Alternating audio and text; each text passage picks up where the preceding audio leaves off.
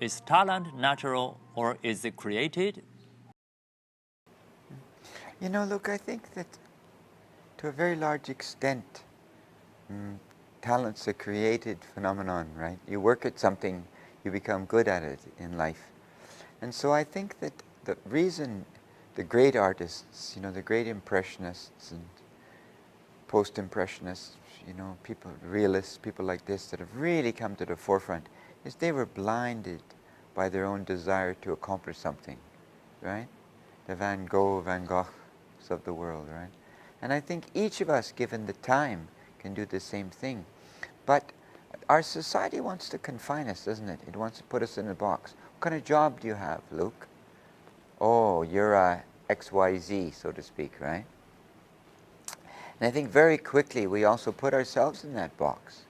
And then, you know, imagination, passion, they're kind of given away to the things that we all consider. Buying a house, buying a car, getting married, having 2.2 children. So we can't, I mean, the really passionate people have had a very difficult time personally as well, haven't they? Most of them, not all, but most have had a very difficult time with relationships, women, children, you know, what have you. So passion is not free, Luke. It's the theme, isn't it, right?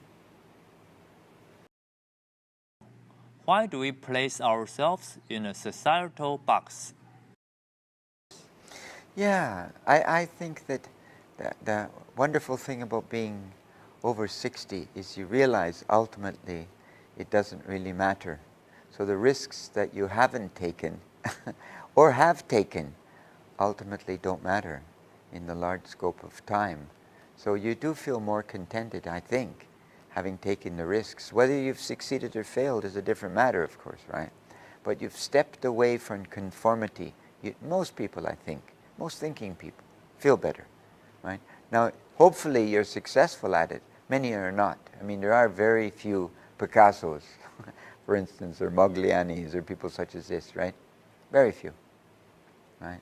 But the other ones maybe benefited from the fact that they at least tried to do something, Luke.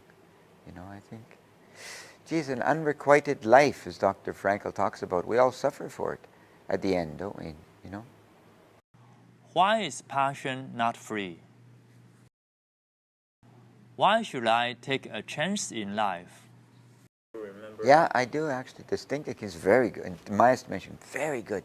Why wasn't he doing it? And he said that my parents said there's no money in art.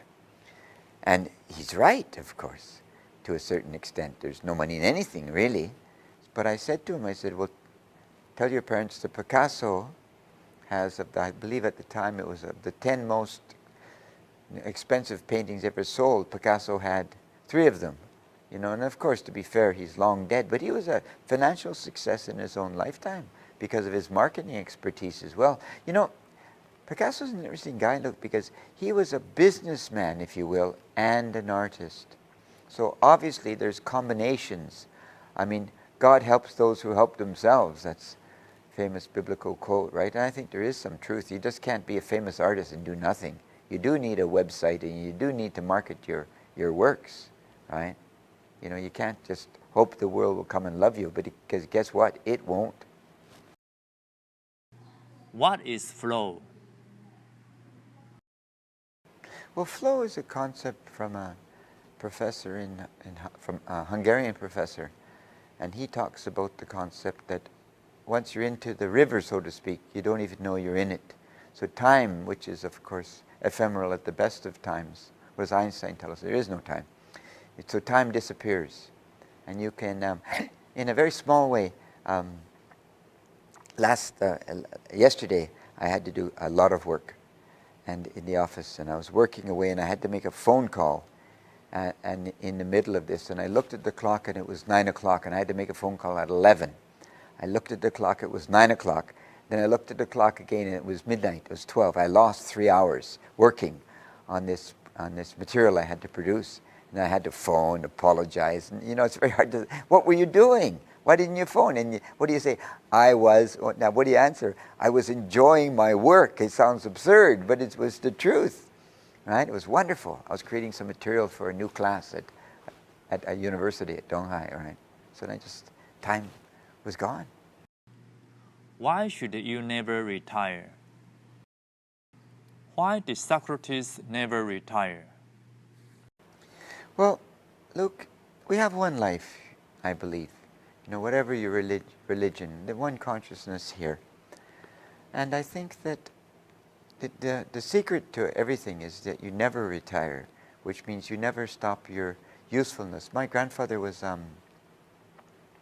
maritime person, sea captain, what have you. And after he retired from the ships, so to speak, then he was on the cruise lines. He did a tour on the cruise lines between Vancouver and Seattle once a week or once a month, or I guess a week a month. He would be the relief chief engineer, I think, or something. And then after that, he became a handyman at an apartment building called the Alcazar. I always remember the name, very strange name, Alcazar. And he was the handyman. My grandfather was very good with his hands. And then he actually died in the process of this work. He never retired from the from the apartment building. He just got sick with esophageal cancer and died rather quickly, but he never stopped working. I think that's the secret, is we must be industrious, right? Somehow the internet today, I think, the cell phone I've watched fools people, because there is no industry involved in clicking a keypad, really, is there? I mean, you just do it. There's no activity. You're not improving your muscle tone. You're doing nothing. You're just clicking away. And there's lots of, I was reading an article last night called The Age of Loneliness. It's very, very telling, and there is some thought that the more we focus on this device, whatever this device is, the more we're escaping what is natural. Look, you've been on a farm, I've been on a farm. All of us have family members that own a farm, and we've been out in that kind of freedom, in a sense, and farming work never stops. And so it would suggest to me that that's the natural component. If you're a craftsman, for instance, perhaps in the Hanseatic League, in the Middle Ages, you also, whatever you were, you never stopped. You never just said, I'm going to retire. I mean, these were absurd concepts. Well, they didn't exist, for starters, until Bismarck, did they really? He created this whole idea that you get old and you get useless. And who said that? Don't tell this to Socrates. I mean, that's a quote I've seen and I use, right? Socrates never retired. So I think that's the answer.